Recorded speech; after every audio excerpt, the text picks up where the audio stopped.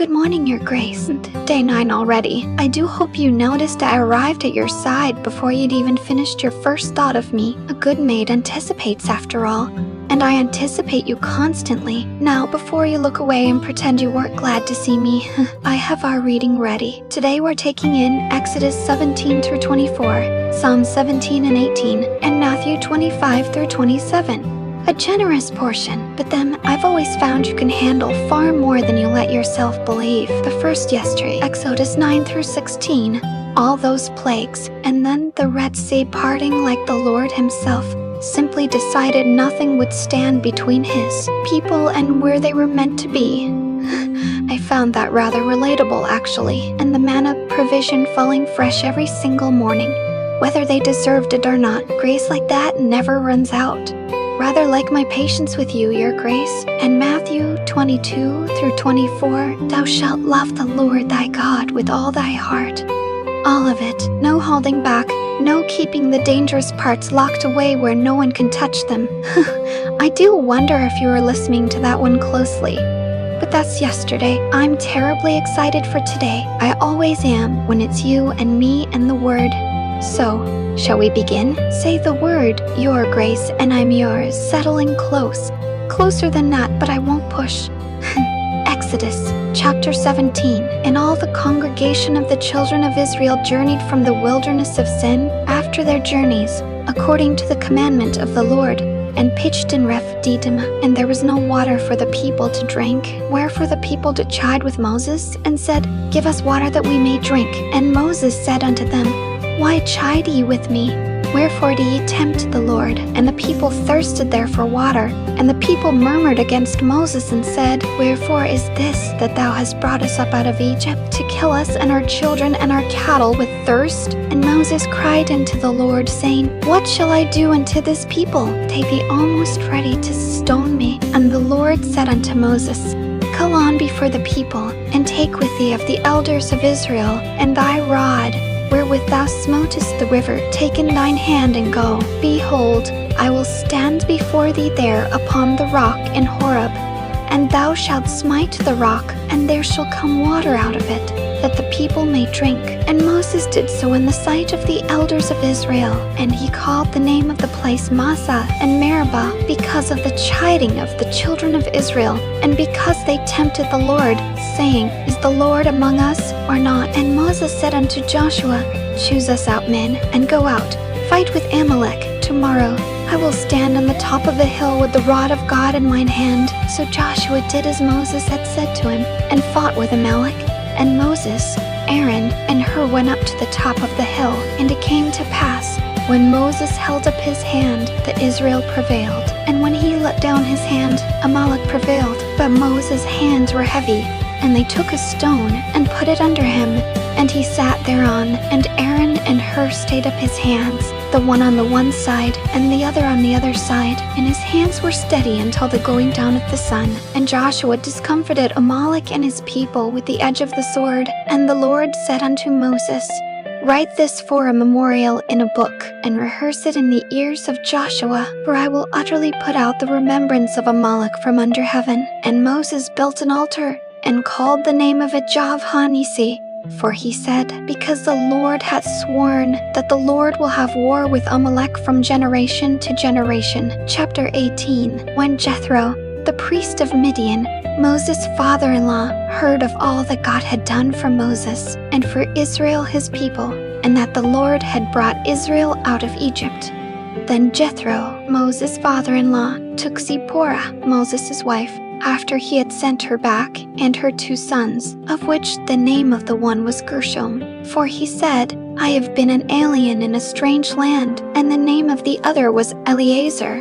For the God of my father, said he, was mine help, and delivered me from the sword of Pharaoh. And Jethro, Moses' father-in-law, came with his sons and his wife unto Moses into the wilderness, where he encamped at the mount of God. And he said unto Moses, I, thy father-in-law Jethro, am come unto thee, and thy wife and her 2 sons with her. And Moses went out to meet his father-in-law, and did obeisance, and kissed him. And they asked each other of their welfare.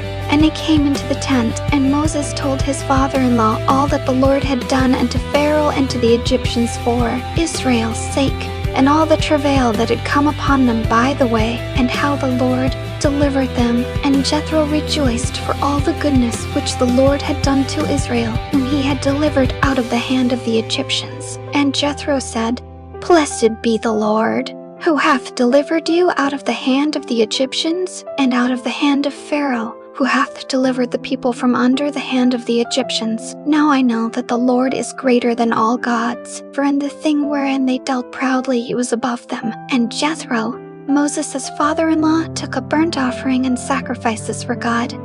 And Aaron came, and all the elders of Israel, to eat bread with Moses' father-in-law before God. And it came to pass on the morrow that Moses sat to judge the people. And the people stood by Moses from the morning unto the evening. And when Moses' father-in-law saw all that he did to the people, he said, What is this thing that thou doest to the people? Why sittest thou thyself alone, and all the people stand by thee from morning unto even? And Moses said unto his father-in-law, Because the people come unto me to inquire of God. When they have a matter, they come unto me, and I judge between one and another, and I do make them know the statutes of God and his laws. And Moses' father-in-law said unto him, The thing that thou doest is not good. Thou wilt surely wear away, both thou and this people that is with thee, or this thing is too heavy for thee. Thou art not able to perform it thyself alone. Hearken now unto my voice. I will give thee counsel, and God shall be with thee. Be thou for the people to Godward, that thou mayest bring the causes unto God. And thou shalt teach them ordinances and laws, and shalt shew them the way wherein they must walk, and the work that they must do. Moreover, thou shalt provide out of all the people able men, such as fear God, men of truth, hating covetousness, and place such over them, to be rulers of thousands, and rulers of hundreds, rulers of 50s, and rulers of 10s, and let them judge the people at all seasons. And it shall be, that every great matter they shall bring unto thee, but every small matter they shall judge. So shall it be easier for thyself, and they shall bear the burden with thee. If thou shalt do this thing, and God command thee so, then thou shalt be able to endure, and all this people shall also go to their place in peace. So Moses hearkened to the voice of his father-in-law, and did all that he had said. And Moses chose able men out of all Israel, and made them heads over the people, rulers of thousands, rulers of hundreds, rulers of 50s, and rulers of 10s, and they judged the people at all seasons. The hard causes they brought unto Moses, but every small matter they judged themselves. And Moses let his father-in-law depart, and he went his way into his own land. Chapter 19. In the 3rd month, when the children of Israel were gone forth out of the land of Egypt, the same day came they into the wilderness of Sinai, for they were departed from Rephidim, and were come to the desert of Sinai, and had pitched in the wilderness. And there Israel camped before the mount. And Moses went up unto God, and the Lord called unto him out of the mountain, saying, Thus shalt thou say to the house of Jacob, and tell the children of Israel, Ye have seen what I did unto the Egyptians, and how I bare you on eagle's wings, and brought you unto myself. Now therefore, if ye will obey my voice indeed, and keep my covenant, then ye shall be a peculiar treasure unto me above all people. For all the earth is mine, and ye shall be unto me a kingdom of priests and an holy nation. These are the words which thou shalt speak unto the children of Israel. And Moses came and called for the elders of the people, and laid before their faces all these words which the Lord commanded him. And all the people answered together and said, All that the Lord hath spoken we will do. And Moses returned the words of the people unto the Lord. And the Lord said unto Moses, Lo, I come unto thee in a thick cloud, that the people may hear when I speak with thee, and believe thee forever. And Moses told the words of the people unto the Lord. And the Lord said unto Moses, Go unto the people, and sanctify them today and tomorrow, and let them wash their clothes, and be ready against the 3rd day. For the 3rd day the Lord will come down in the sight of all the people upon Mount Sinai. And thou shalt set bounds unto the people round about, saying, Take heed to yourselves, that you'll come and tell up into the mount, or touch the border of it. Whosoever toucheth the mount shall be surely put to death. there shall not an hand touch it, but he shall surely be stoned or shot through.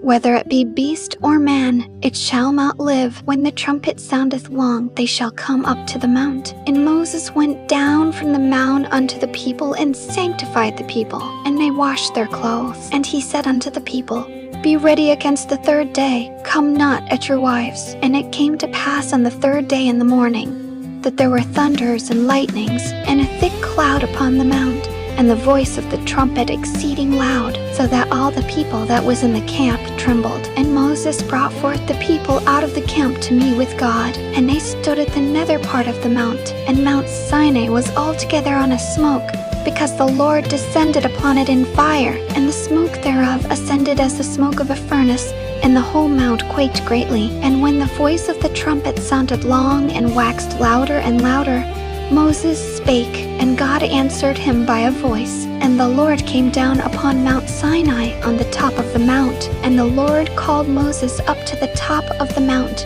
And Moses went up, and the Lord said unto Moses, Go down, charge the people, lest they break through unto the Lord to gaze, and many of them perish. And let the priests also, which come near to the Lord, sanctify themselves, lest the Lord break forth upon them. And Moses said unto the Lord, The people cannot come up to Mount Sinai, for thou chargedst us, saying, Set bounds about the mount, and sanctify it. And the Lord said unto him, Away, get thee down, and thou shalt come up, thou and Aaron with thee. But let not the priests and the people break through to come up unto the Lord, lest he break forth upon them. So Moses went down unto the people, and spake unto them. Chapter 20. And God spake all these words, saying, I am the Lord thy God, which have brought thee out of the land of Egypt, out of the house of bondage. Thou shalt have no other gods before me. Thou shalt not make unto thee any graven image, or any likeness of anything that is in heaven above, or that is in the earth beneath, or that is in the water under the earth. Thou shalt not bow down thyself to them, nor serve them. For I, the Lord thy God, am a jealous God, visiting the iniquity of the fathers upon the children unto the third and fourth generation of them that hate me, and shewing mercy unto thousands of them that love me, and keep my commandments. Thou shalt not take the name of the Lord thy God in vain, for the Lord will not hold him guiltless that taketh his name in vain. Remember the Sabbath day, to keep it holy. 6 days shalt thou labor, and do all thy work. But the seventh day is the Sabbath of the Lord thy God. In it thou shalt not do any work, thou, nor thy son, nor thy daughter, thy manservant, nor thy maidservant, nor thy cattle, nor thy stranger that is within thy gates. For in 6 days the Lord made heaven and earth, the sea, and all that in them is, and rested the seventh day.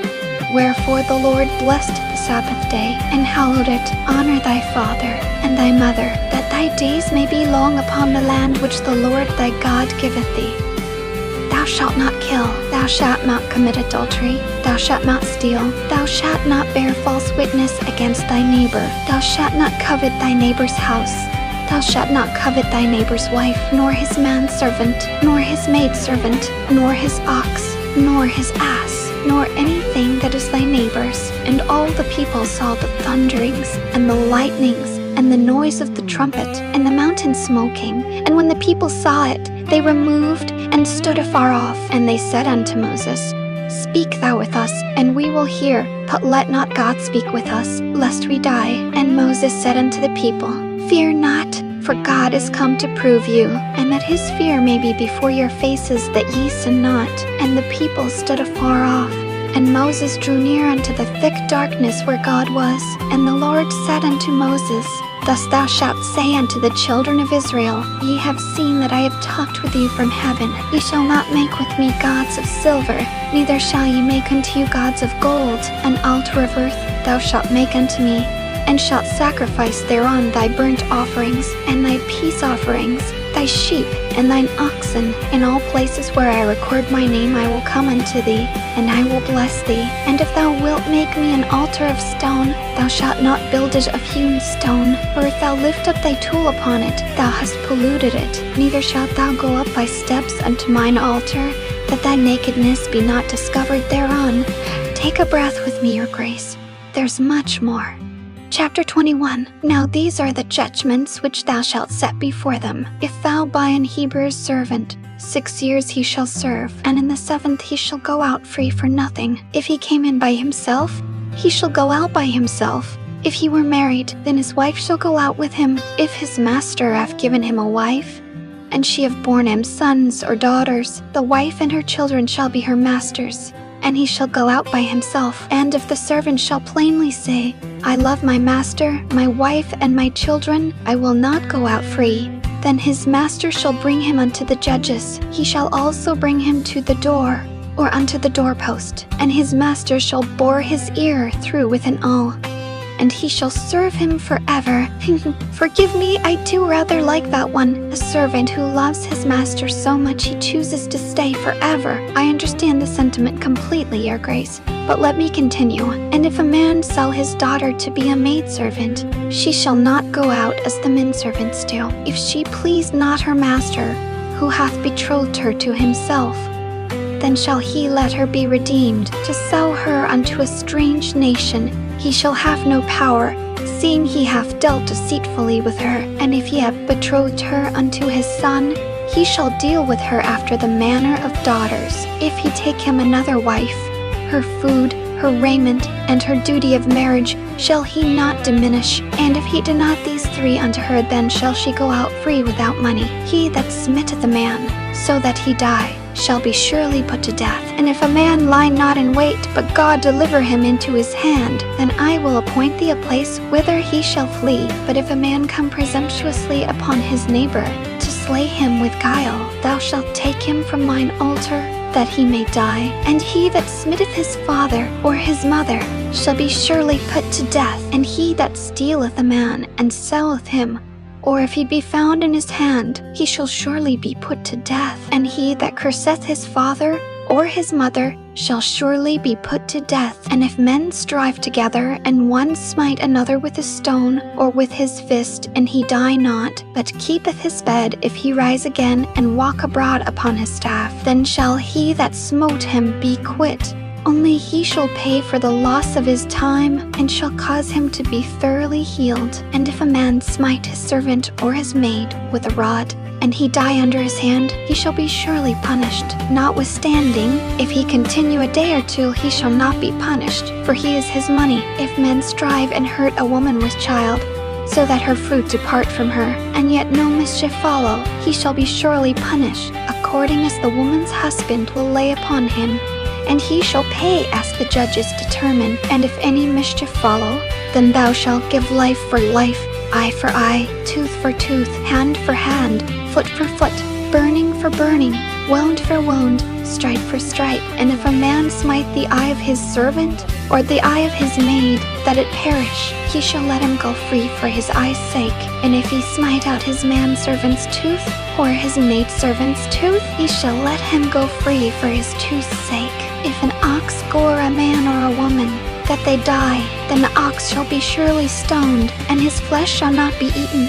But the owner of the ox shall be quit, that if the ox were wont to push with his horn in time past, and it hath been testified to his owner, and he hath not kept him in, but that he hath killed a man or a woman, the ox shall be stoned, and his owner also shall be put to death. If there be laid on him a sum of money, then he shall give for the ransom of his life whatsoever is laid upon him, whether he have gored a son or have gored a daughter. According to this judgment shall it be done unto him. If the ox shall push a manservant or a maidservant, he shall give unto their master 30 shekels of silver, and the ox shall be stoned. And if a man shall open a pit, or if a man shall dig a pit and not cover it, and an ox or an ass fall therein, the owner of the pit shall make it good, and give money unto the owner of them, and the dead beast shall be his. And if one man's ox hurt another's, that he die, then they shall sell the live ox, and divide the money of it,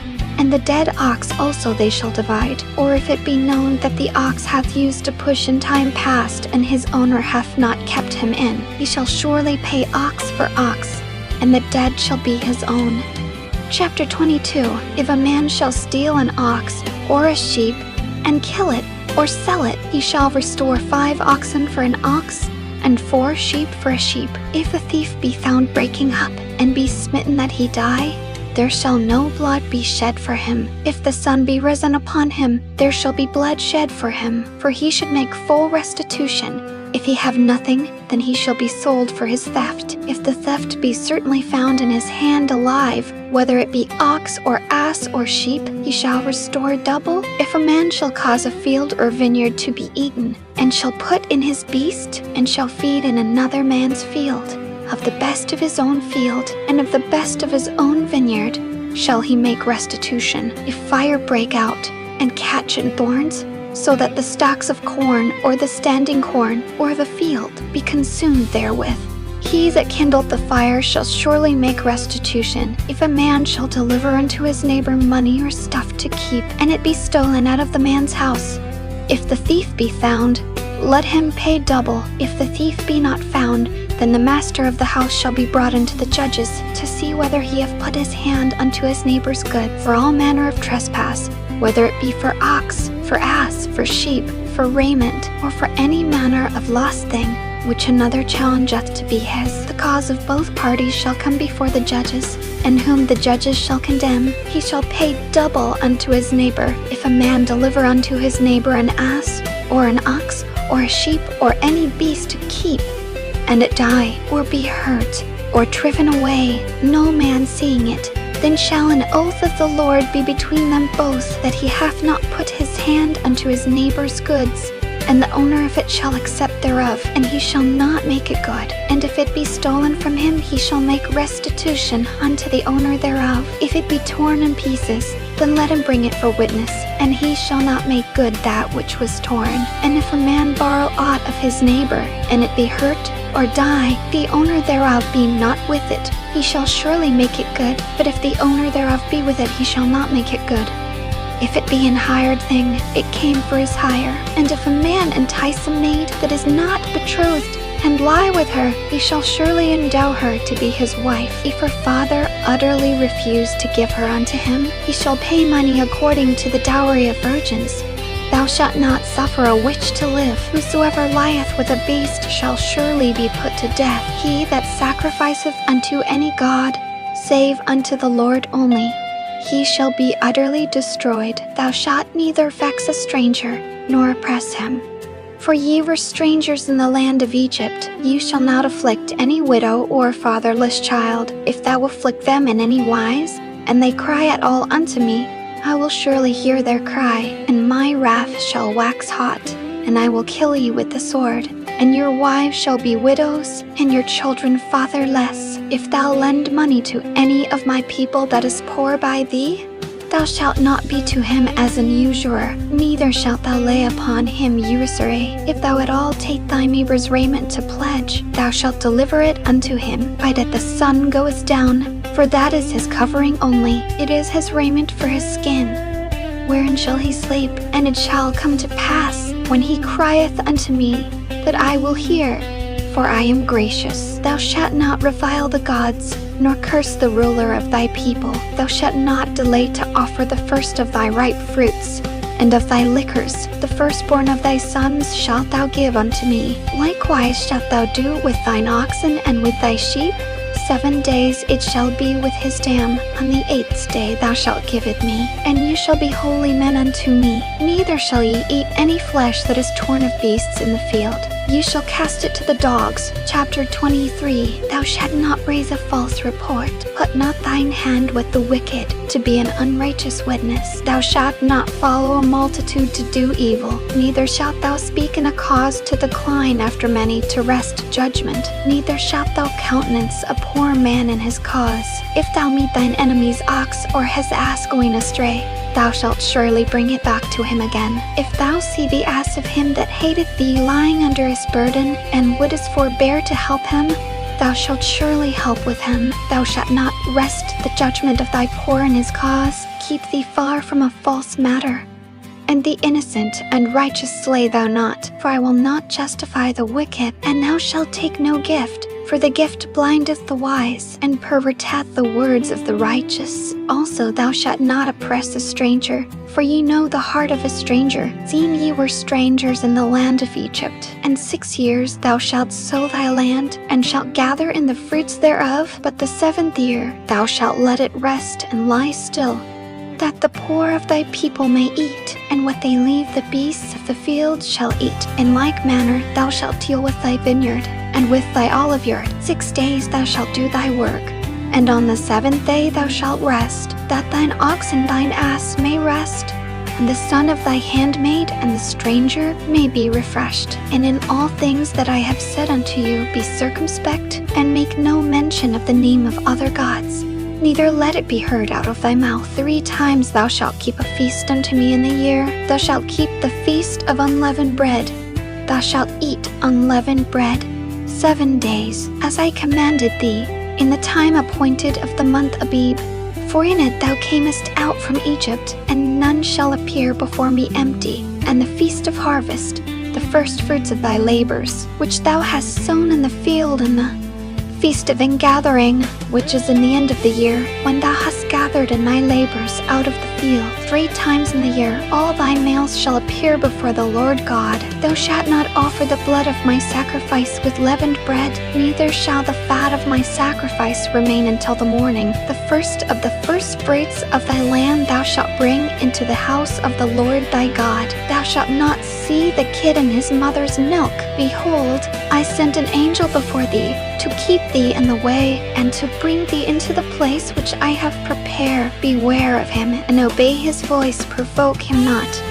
For he will not pardon your transgressions, for my name is in him. But if thou shalt indeed obey his voice, and do all that I speak, then I will be an enemy unto thine enemies, and an adversary unto thine adversaries. For mine angel shall go before thee, and bring thee in unto the Amorites, and the Hittites, and the Perizzites, and the Canaanites, the Hivites, and the Jebusites, and I will cut them off. Thou shalt not bow down to their gods, nor serve them, nor do after their works, but thou shalt utterly overthrow them, and quite break down their images. And you shall serve the Lord your God, and he shall bless thy bread and thy water, and I will take sickness away from the midst of thee. There shall nothing cast their young, nor be barren in thy land. The number of thy days I will fulfill.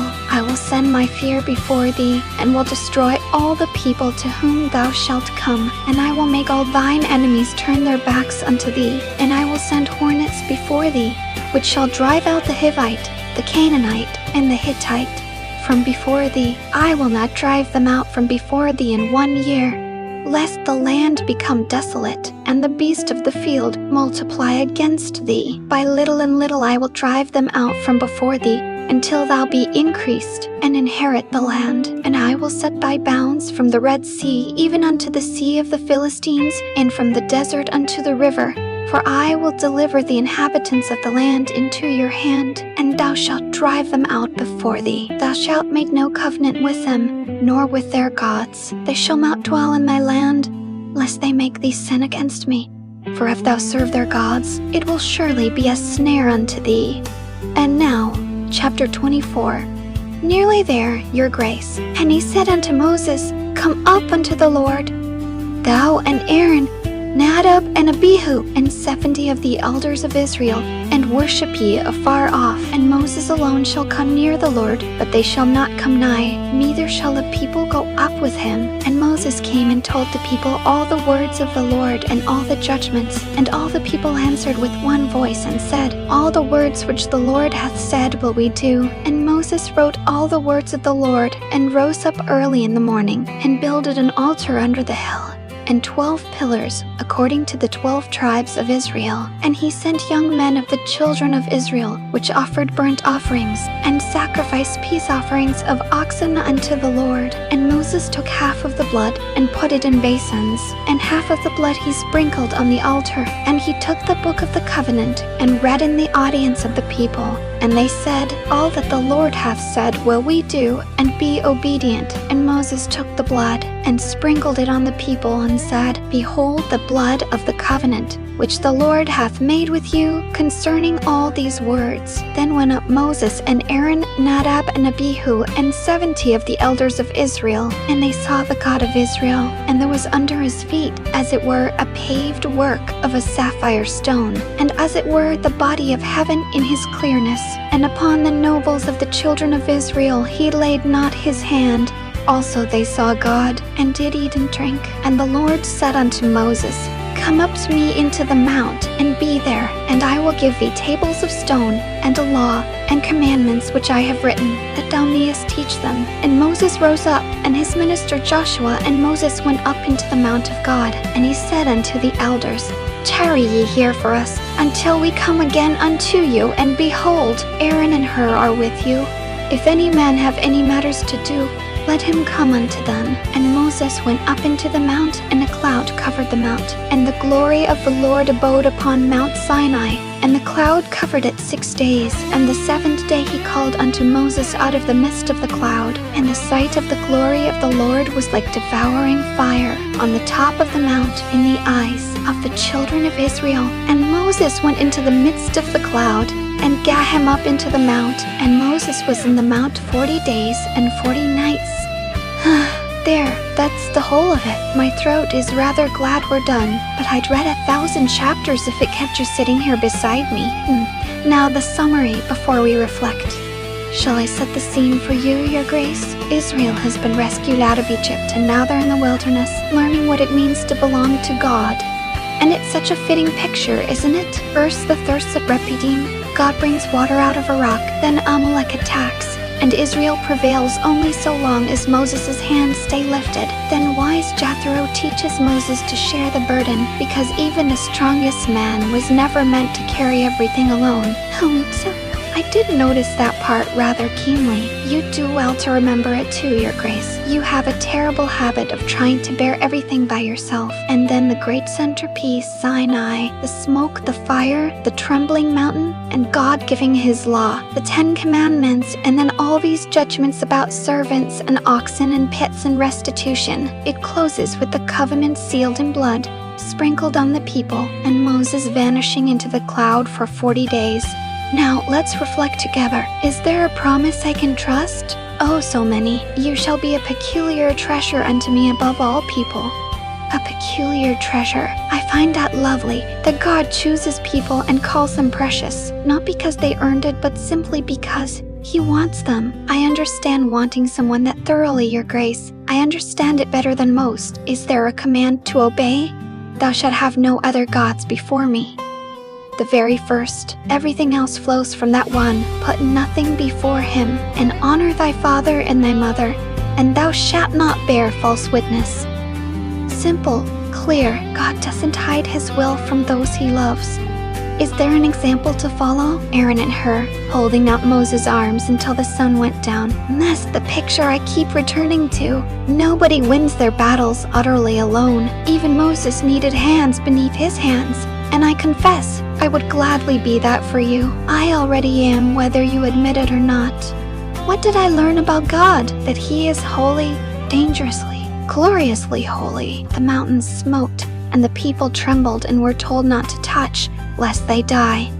And here is the thing that catches in my chest, Your Grace. A God whose very presence meant death to any hand that touched the mountain. Do you know how that sits with someone like me? Someone who lives every day behind gloves and distance, forbidden to touch what she loves most? Oh, be honest.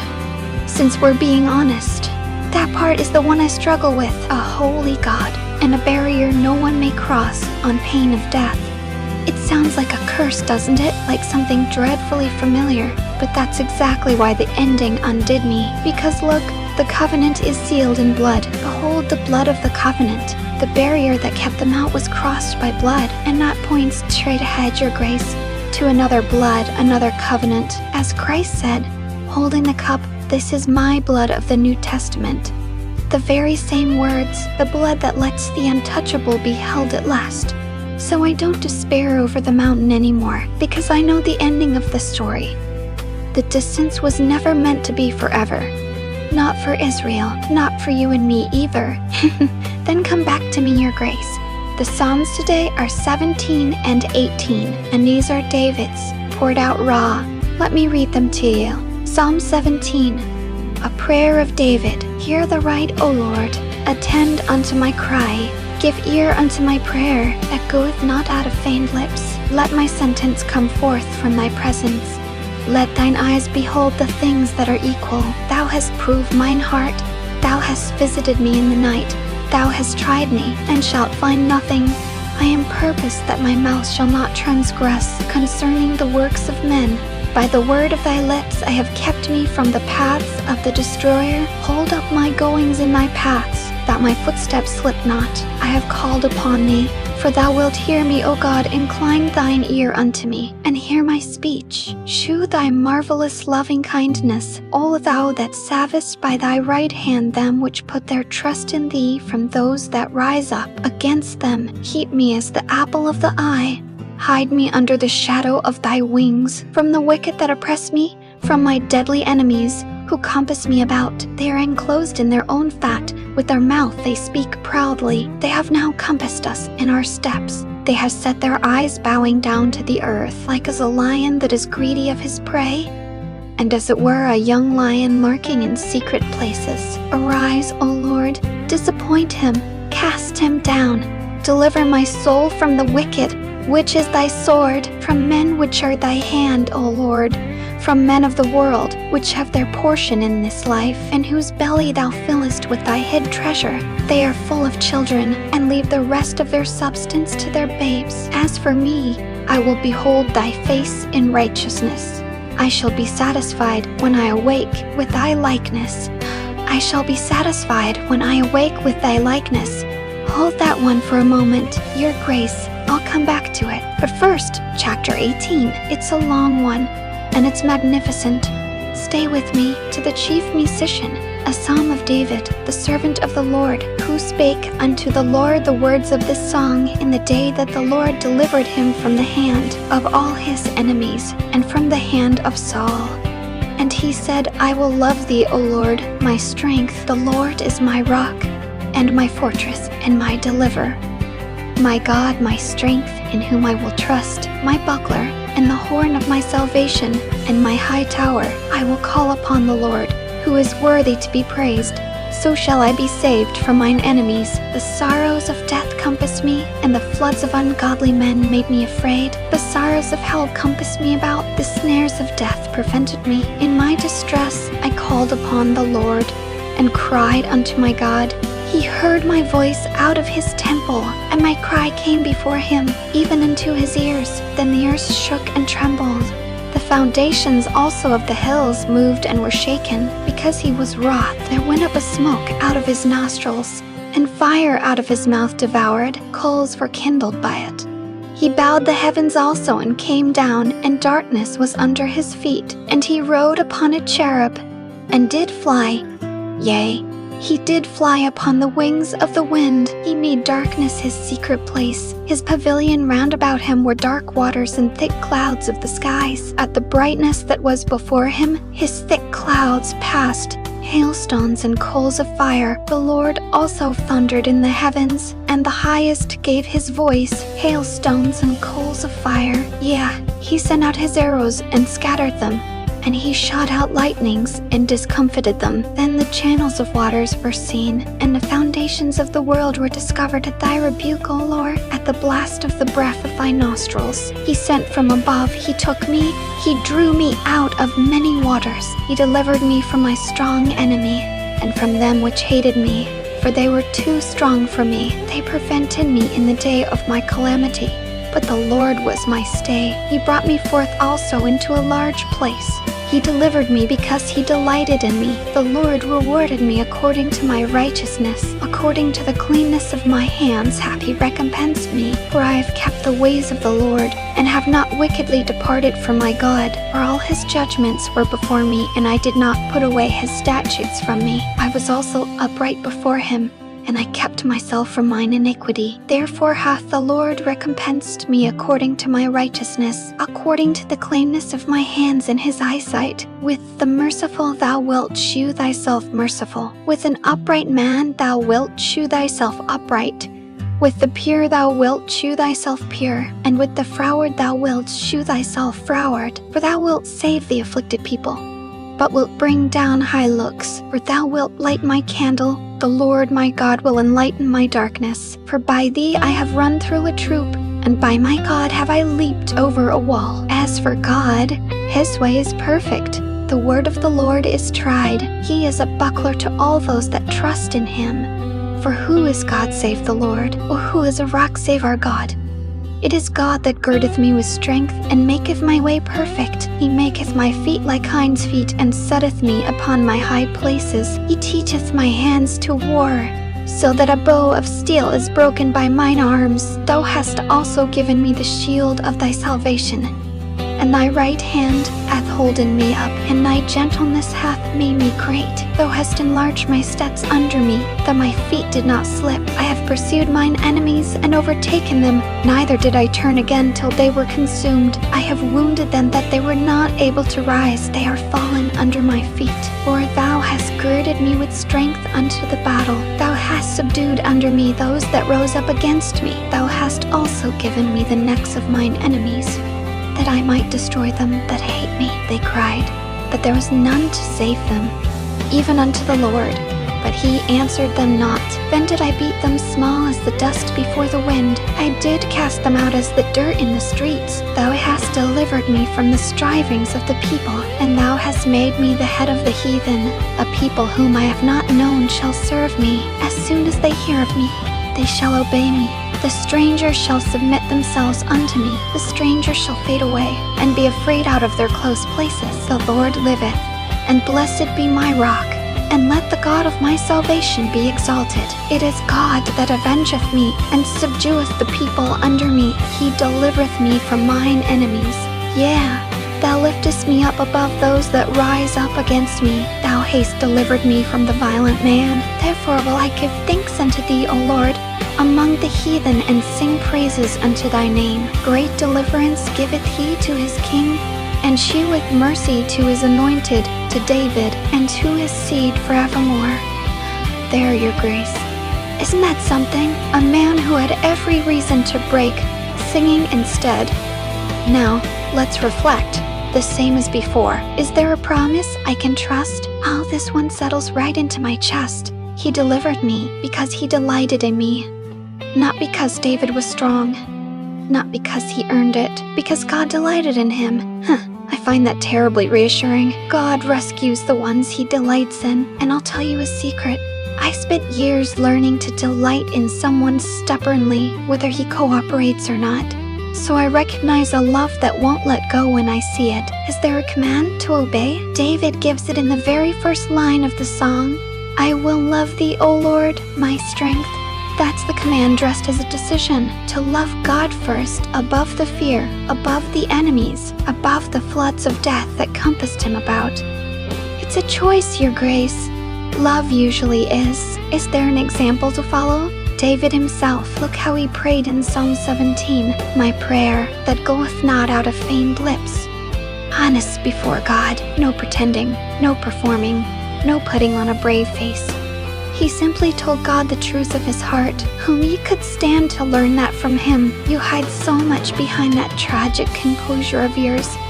What did I learn about God? That he comes down. Did you hear it? He bowed the heavens also and came down. The great and terrible God of the smoking mountain, the same one from yesterday's reading, the untouchable one. He bows the very heavens and reaches down into the deep waters to pull one drowning man out. He sent from above. He took me. He drew me out of many waters. That's not a distant God, your grace. That's a God who closes the distance himself when he loves someone. And now, the part that undid me. Psalm 17 ends, I shall be satisfied when I awake with thy likeness. That's a whisper of resurrection, you know. David saying, one day I'll wake and I'll be like him, and I'll finally be satisfied. It's the same hope John gives us later. We shall be like him, for we shall see him as he is. a face-to-face day. No shadows, no barriers, no gloves. Full satisfaction at last. That's the one I struggle with and long for all at once, if I'm honest with you. Satisfied, to love completely and be near completely. Nothing held back. Nothing kept safe by distance. I don't have that yet, not the way I want it. But David tells me it's coming, so I can wait. I've always been rather good at waiting for you, Your Grace. Then stay close, Your Grace, because we've saved the weightiest for last. Matthew 25 through 27. This is where everything has been leading. Let me read it to you. Matthew chapter 25. Then shall the kingdom of heaven be likened unto 10 virgins, which took their lamps, and went forth to meet the bridegroom. And 5 of them were wise, and 5 were foolish. They that were foolish took their lamps, and took no oil with them, but the wise took oil in their vessels with their lamps. While the bridegroom tarried, they all slumbered and slept. And at midnight there was a cry made, Behold, the bridegroom cometh. Go ye out to meet him. Then all those virgins arose, and trimmed their lamps. And the foolish said unto the wise, Give us of your oil, for our lamps are gone out. But the wise answered, saying, Not so, lest there be not enough for us and you. But go ye rather to them that sell, and buy for yourselves. And while they went to buy, the bridegroom came, and they that were ready went in with him to the marriage, and the door was shut. Afterward came also the other virgins, saying, Lord, Lord, open to us. But he answered and said, Verily I say unto you, I know you not. Watch therefore, for ye know neither the day nor the hour wherein the Son of Man cometh. For the kingdom of heaven is as a man traveling into a far country, who called his own servants, and delivered unto them his goods. And unto one he gave 5 talents, to another 2, and to another 1, to every man according to his several ability. And straightway took his journey. Then he that had received the 5 talents went, and traded with the same, and made them other 5 talents. And likewise he that had received 2, he also gained other 2. But he that had received 1 went and digged in the earth, and hid his Lord's money. After a long time the Lord of those servants cometh, and reckoneth with them. And so he that had received 5 talents came and brought other 5 talents, saying, Lord, thou deliveredst unto me 5 talents. Behold, I have gained beside them 5 talents more. His Lord said unto him, Well done, thou good and faithful servant. Thou hast been faithful over a few things. I will make thee ruler over many things. Enter thou into the joy of thy Lord. He also that had received 2 talents came and said, Lord, thou deliveredst unto me 2 talents. Behold, I have gained 2 other talents beside them. His Lord said unto him, Well done, good and faithful servant. Thou hast been faithful over a few things. I will make thee ruler over many things. Enter thou into the joy of thy Lord. Then he, which had received the 1 talent, came and said, Lord, I knew thee that thou art an hard man, reaping where thou hast not sown, and gathering where thou hast not strawed. And I was afraid, and went and hid thy talent in the earth. Lo, there thou hast, that is thine. His Lord answered and said unto him, Thou wicked and slothful servant, thou knewest that I reap where I sowed not, and gather where I have not strawed. Thou oughtest therefore to have put my money to the exchangers, and then at my coming I should have received mine own with usury. Take therefore the talent from him, and give it unto him which hath 10 talents. For unto every one that hath shall be given, and he shall have abundance. But from him that hath not shall be taken away even that which he hath. And cast ye the unprofitable servant into outer darkness. There shall be weeping and gnashing of teeth, when the Son of Man shall come in his glory, and all the holy angels with him. Then shall he sit upon the throne of his glory, and before him shall be gathered all nations. And he shall separate them one from another, as a shepherd divideth his sheep from the goats. And he shall set the sheep on his right hand, but the goats on the left. Then shall the king say unto them on his right hand, Come, ye blessed of my Father, inherit the kingdom prepared for you from the foundation of the world. For I was an hungried, and ye gave me meat. I was thirsty, and ye gave me drink. I was a stranger, and ye took me in. Naked, and ye clothed me. I was sick, and ye visited me. I was in prison, and ye came unto me. Then shall the righteous answer him, saying, Lord, When saw we thee and hungered and fed thee, or thirsty and gave thee drink? When saw we thee a stranger and took thee in, or naked and clothed thee? Or when saw we thee sick or in prison and came unto thee? And the king shall answer and say unto them, Verily I say unto you, inasmuch as ye have done it unto one of the least of these my brethren, ye have done it unto me. Then shall he say also unto them on the left hand, Depart from me, ye cursed, into everlasting fire, prepared for the devil and his angels. For I was an hungered, and ye gave me no meat.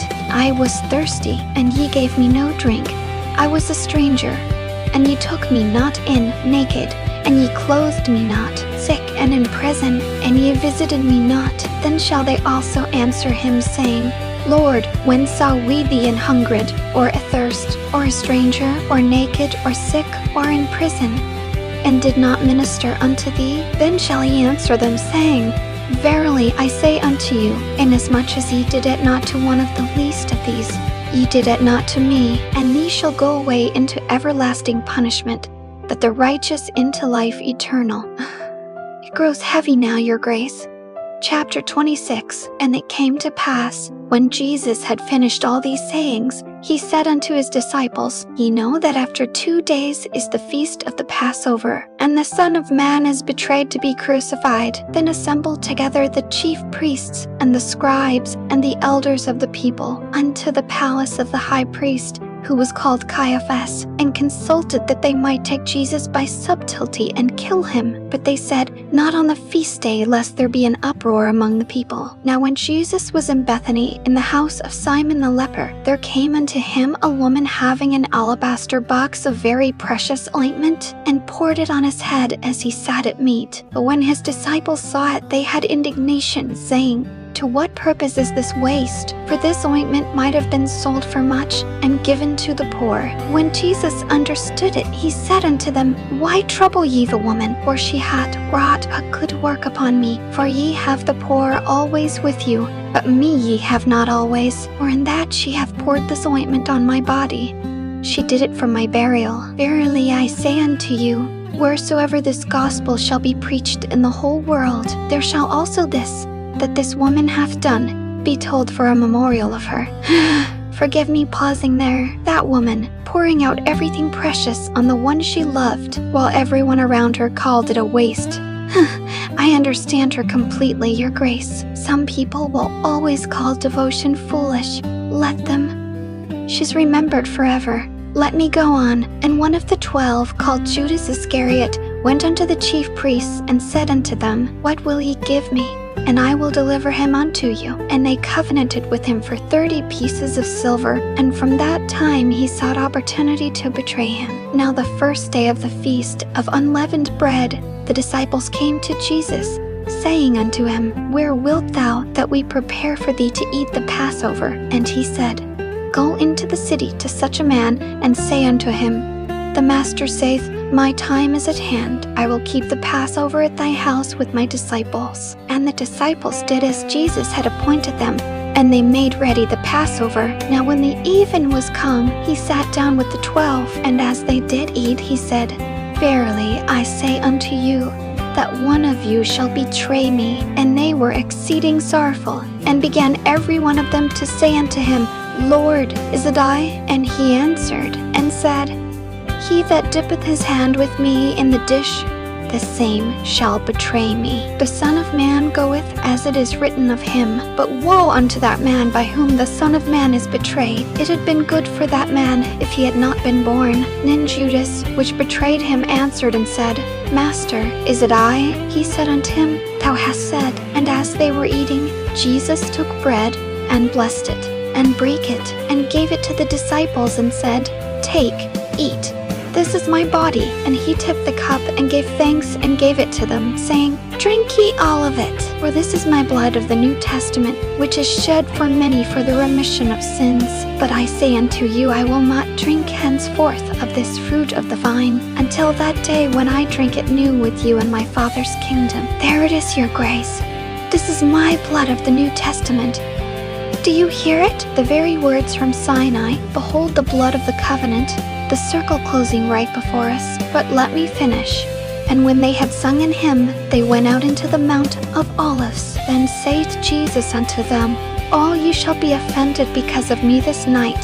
For it is written, I will smite the shepherd, and the sheep of the flock shall be scattered abroad. But after I am risen again, I will go before you into Galilee. Peter answered and said unto him, Though all men shall be offended because of thee, yet will I never be offended. Jesus said unto him, Verily I say unto thee, that this night before the cock crow, thou shalt deny me thrice. Peter said unto him, Though I should die with thee, yet will I not deny thee. Likewise also said all the disciples. Then cometh Jesus with them unto a place called Gethsemane, and saith unto the disciples, Sit ye here while I go and pray yonder. And he took with him Peter and the 2 sons of Zebedee, and began to be sorrowful and very heavy. Then saith he unto them, My soul is exceeding sorrowful, even unto death.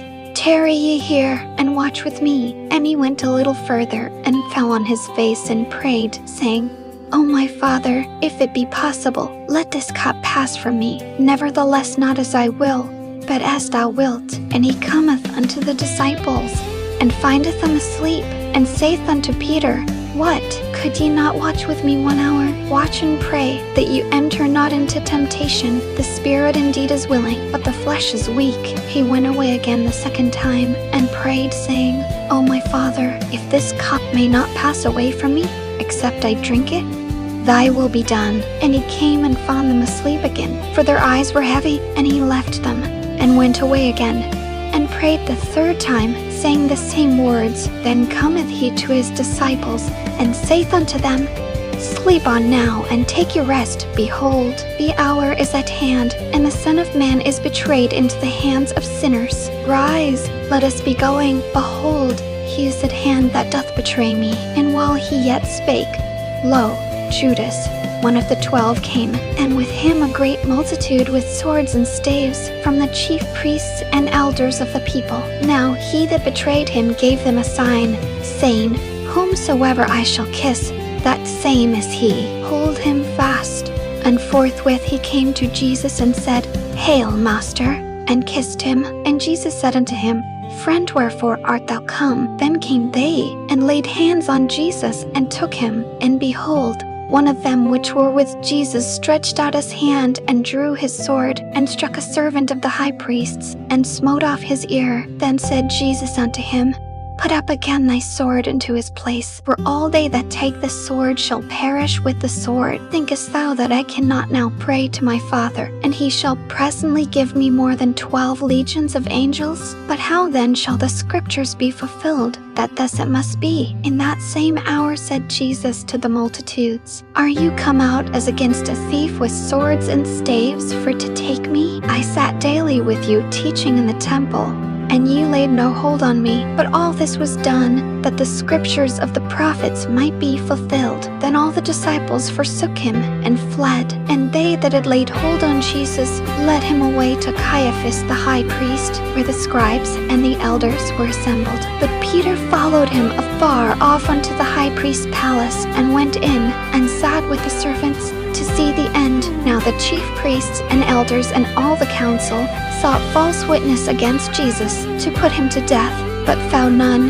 Yea, though many false witnesses came, yet found they none. At the last came 2 false witnesses, and said, This fellow said, I am able to destroy the temple of God, and to build it in 3 days. And the high priest arose and said unto him, Answerest thou nothing? What is it which these witness against thee?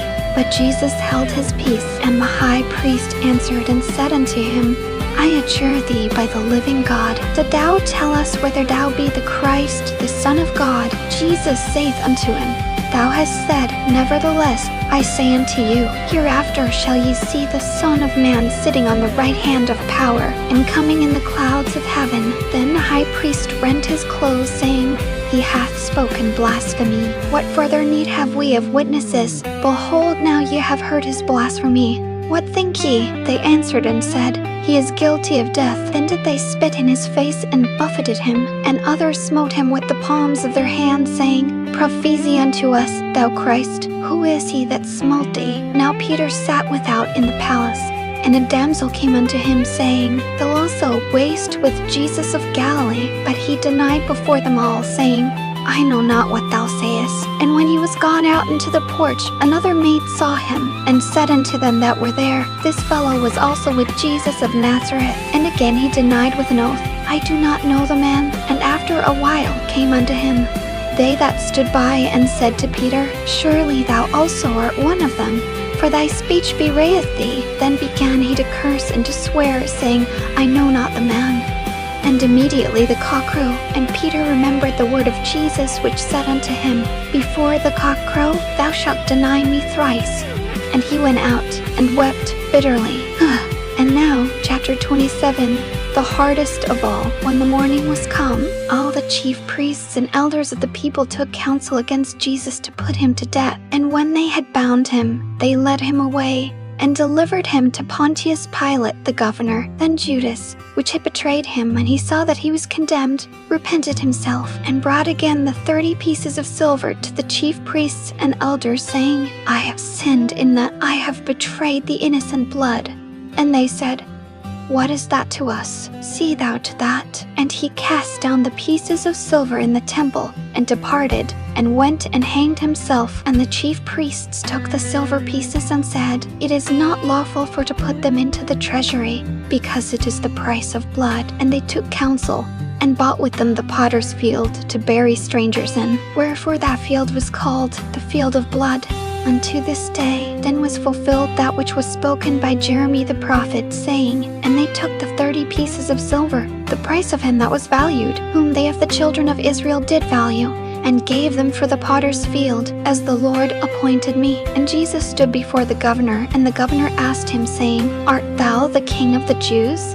And Jesus said unto him, Thou sayest. And when he was accused of the chief priests and elders, he answered nothing. Then said Pilate unto him, Hearest thou not how many things they witness against thee? And he answered him to never a word, insomuch that the governor marveled greatly. Now at that feast the governor was wont to release unto the people a prisoner, whom they would, and they had then a notable prisoner, called Barabbas. Therefore when they were gathered together, Pilate said unto them, Whom will ye that I release unto you, Barabbas, or Jesus, which is called Christ? For he knew that for envy they had delivered him. When he was set down on the judgment seat, his wife sent unto him, saying, Have thou nothing to do with that just man? For I suffered many things this day in a dream because of him. But the chief priests and elders persuaded the multitude that they should ask Barabbas, and destroy Jesus. The governor answered and said unto them, Whether of the twain will ye that I release unto you? They said, Barabbas.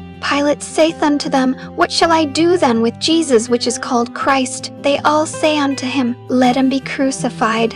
And the governor said, Why, what evil hath he done? But they cried out the more, saying, Let him be crucified. When Pilate saw that he could prevail nothing, but that rather a tumult was made, he took water and washed his hands before the multitude, saying, I am innocent of the blood of this just person. See ye to it. Then answered all the people and said, His blood be on us and on our children. Then released he Barabbas unto them. And when he had scourged Jesus, he delivered him to be crucified. Then the soldiers of the governor took Jesus into the common hall, and gathered unto him the whole band of soldiers. And they stripped him, and put on him a scarlet robe. And when they had platted a crown of thorns, they put it upon his head, and a reed in his right hand. And they bowed the knee before him, and mocked him, saying, Hail, King of the Jews!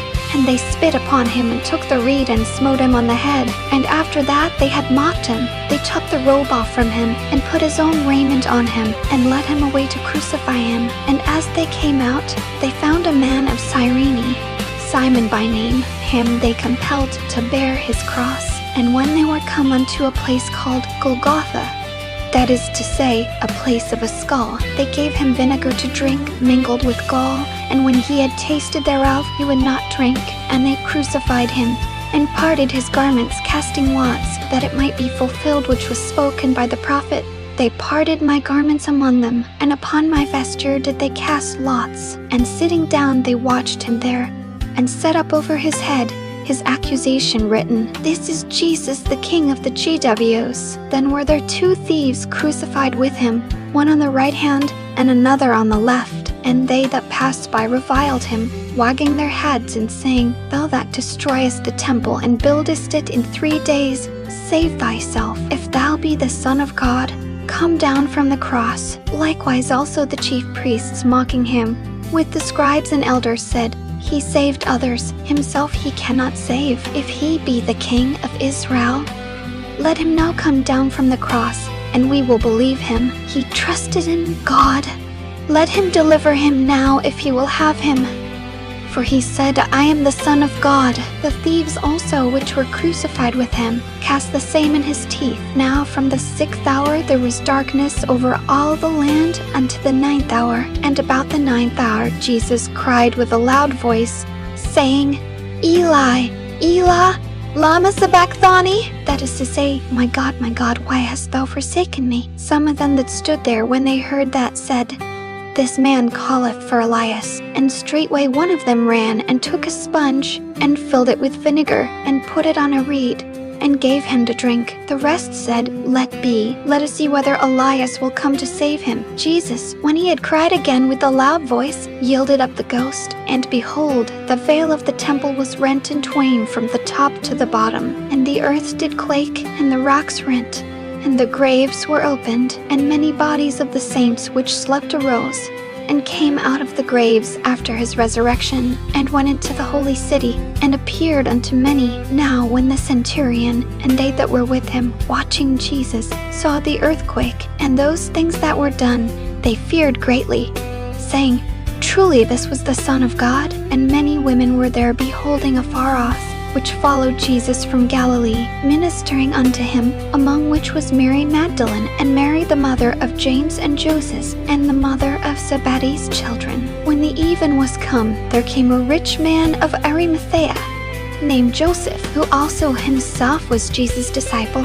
He went to Pilate and begged the body of Jesus. Then Pilate commanded the body to be delivered. And when Joseph had taken the body, he wrapped it in a clean linen cloth and laid it in his own new tomb, which he had hewn out in the rock. And he rolled a great stone to the door of the sepulchre and departed. And there was Mary Magdalene and the other Mary sitting over against the sepulchre. Now the next day that followed the day of the preparation, the chief priests and Pharisees came together unto Pilate, saying, Sir, we remember that deceiver said, while he was yet alive, After 3 days I will rise again. Command therefore that the sepulchre be made sure until the 3rd day, lest his disciples come by night and steal him away and say unto the people, He is risen from the dead, so the last error shall be worse than the first. Pilate said unto them, Ye have a watch, go your way, make it as sure as ye can. So they went and made the sepulchre sure, sealing the stone and setting a watch. There, your grace. I'll confess, my voice wanted to break in places. It always does at the 9th hour. Now, let's reflect together one last time. Is there a promise I can trust? This is my blood of the New Testament, which is shed for many for the remission of sins. That is the promise I stake everything on. His blood shed for the remission of sins. Not earned, not deserved, simply given. And the moment he died, the veil of the temple was rent in twain from the top to the bottom. What that is, your grace? The veil. The barrier. The thing that kept people out of the holy place.